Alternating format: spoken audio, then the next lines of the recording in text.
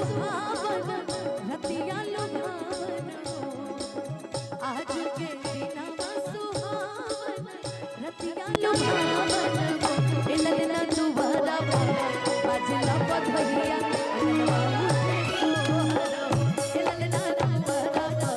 बाजला बधैया अगनवा उठे सोरो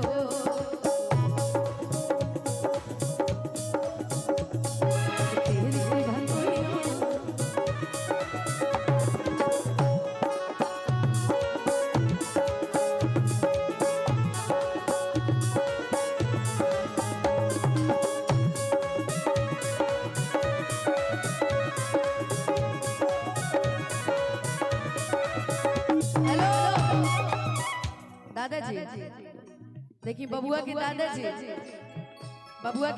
के पहला आशीर्वाद मिल गई बा कैसे कि सोहर बिना मोहर के ना होखेला अब बबुआ भइल बा तो बबुआ में तो और मोहर मिले के चाहिए कहां बड़ी दादी मौसी चमची बात बताइए बुआ कहां बड़ी आप लोग हैं छोटका में मां बड़का बुआ कहां बड़ी रउआ भैया दादाजी तू दादाजी बड़ा दादाजी के पलरा भारी बका हो दादी जी लोग नजरे नहीं किया वो दादी बुआ मौसी चाची मामी बड़की मम्मी ऐसा जितना भी लोग भाई बिना सोहर बिना मोहर के ना होला लेकिन नकिया हम चाह विशाल जी कहाँ बने विशाल जी हम चाह के रहुआ बबुआ के लिए मंच पे आ जाए नकिया हुए जैसे बाबूजी के अखिया हमारी के गो नकिया हुए जैसे बाबूजी के अखिया हमारी के ललना मुहावा चलवा सुरु जवा सगरो मचू ललना मुहावा चलवा सुरु जवा सगरो मचू भइले हो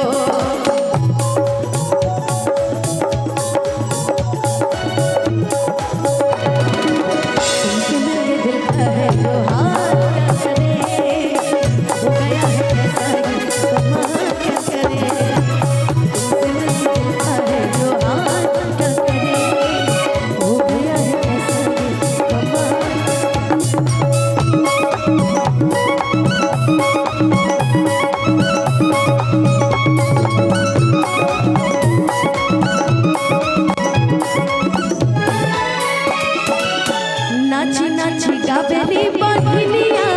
ललन के खेला रे हो नाची नाची गावेली बहिनिया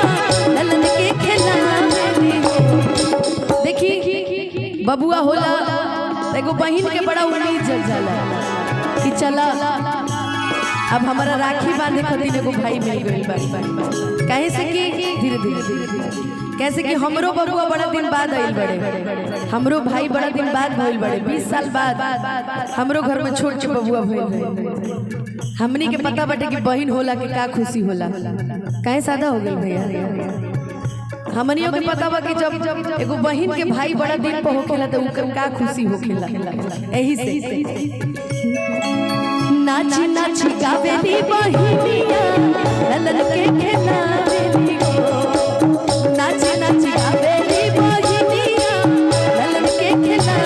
रे हो ललना छी होगी चलेला ललना छी होगी के चलेला रस बरसा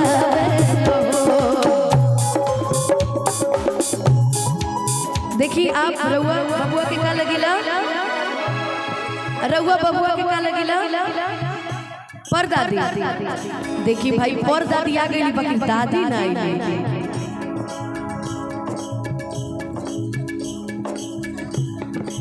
विशाल के दादी अच्छा विशाल जी के दादी बनी हमरा बबुआ के दादी कहाँ बनी बताओ हम अपना बबुआ के दादी के ढूंढत नहीं खैर पर दादी के तरफ से बहुत सारा आशीर्वाद बहुत सारा पुरस्कार दादी के ढूंढत नहीं मम्मी के अच्छा मम्मी आवत तरीका वाह वाह वाह वाह